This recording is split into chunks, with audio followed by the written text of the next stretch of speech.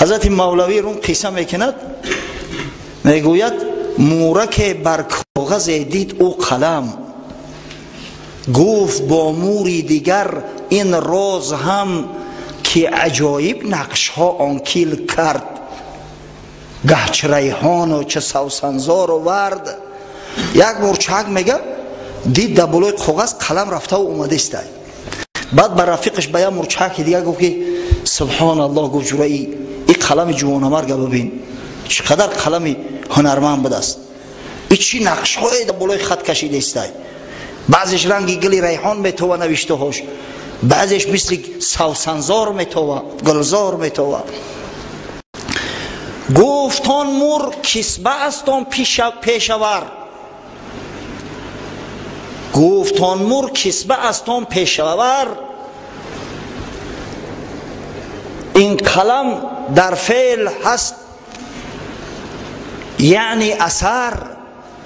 مورچه دیگریش زیرکتر بود، گفت مردک چشماتا کلانتر بکشو، او چلیک نمیبینی قلم قپیده است، همون چلیک تاوش داده است، نباشه یک اثر بیش نیست که این قلم در فعل هست فرع اثر. این یک اسباب و یگان چیز دیگه نیست. این روزی سرش بتا میره و پش بزنه بلوتر نگاه که دست او چلیکی کارا کرده است. گفتان موری سوم کز بازو است، کسبه لاغر زیزورش نقش بست. یا مورچه دیگرش دورتر بده است، کشاتر میدیده است. یکو خدا کور تو کرده است، بالا رو نگاه کنه آقای این مسکولش نمیبینه، دم کردگی برومدگی بازوش. اگر قوت یمون نباشه این چلیک برده و آورده میتونه این قلمه. همچنین میرفت بالا. یا مورچه دیگرش دورتر بده است، کشاتر میدیده است. گفت رو در قبر او کلای غوث بی چشمش باز کردگی نگه داره، همو اداره کرده است. نباشه این بازو هم یک چیز است، یک اسباب است، از هیچ کار میآید. همچنین میرفت بالا تا یک مهتر موران فتن بود بیشک، گفت از صورت مبینید این هنر، که به مرگ خواب گردد بی خبر.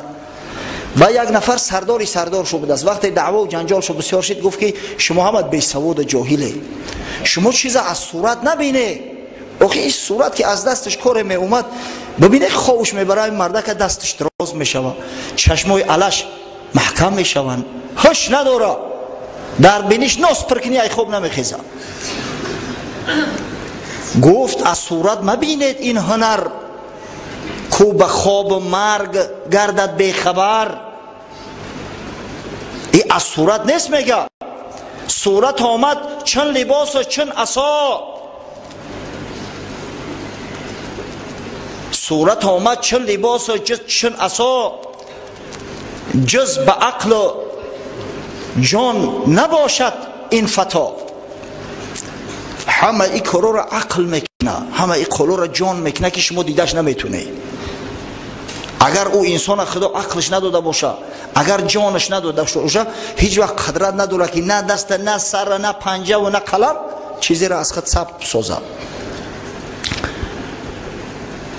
بی خبر از اینکه آن عقل و فؤاد، بیزی تقلیب خدا باشد جماد.